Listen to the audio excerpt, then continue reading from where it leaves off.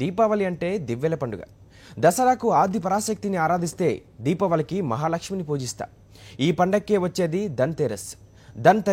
ధనత్రయోదశినే ఉత్తరాదిలో ధన్తేరస్ అని పిలుస్తారు.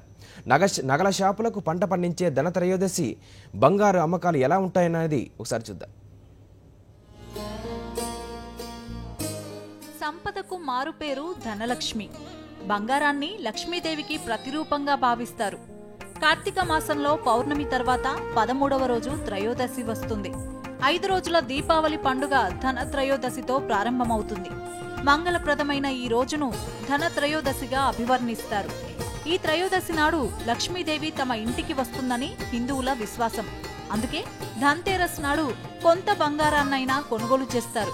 దీంతో పాటు లక్ష్మిని ఇంటికి ఆహ్వానిస్తూ బియ్యం పిండితో పాదాలను నేలపై చిత్రిస్తారు. అంటే లక్ష్మీదేవి ఇంటికొస్తుందని నమ్మకం. ఈ పర్వదినం దేశవ్యాప్తంగా ఉన్నప్పటికీ ఉత్తరాదిన మాత్రమే ఇంతవరకు పాపులర్గా ఉంది.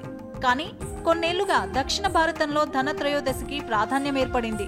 ధనత్రయోదశి వస్తే నగల దుకాణాలన్నీ కలకలలాడుతాయి. మరోవైపు భక్తుల నమ్మకాన్ని ఈ పండుగ రూపంలో నగల వ్యాపారులు సొమ్ము చేసుకుంటున్నారనే ఆరోపణలు వస్తున్నాయి.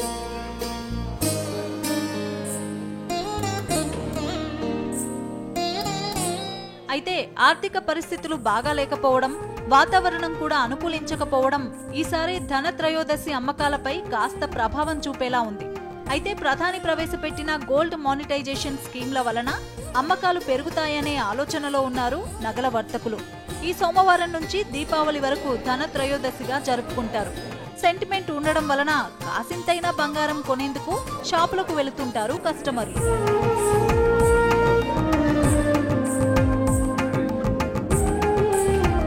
రెండు 2012-13 సంవత్సరాల్లో బంగారం ధర 31,000కు పైనే ట్రేడ్ అయింది.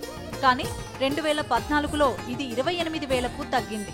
ఇక ఈ ఏడాది 28,000 దిగువకు ట్రేడ్ అవుతోంది. అయినప్పటికీ కొనుగోళ్లు పెద్దగా కనబడడం లేదంటున్నారు ఆభరణాల వర్తకులు. ఇక హైదరాబాద్లో 10 గ్రాముల 22 క్యారెట్ల బంగారం ధర 24,420 రూపాయలుగా, 24 క్యారెట్ల బంగారం ధర 26,190 రూపాయలుగా ఉంది. కిలో వెండి ధర కిలో 37,756 రూపాయలుగా ఉంది. చూడాలి మరి ఈసారి ధనత్రయోదశి బంగారం వ్యాపారులకు లక్ష్మీ కటాక్షం ఇస్తుందో లేదో.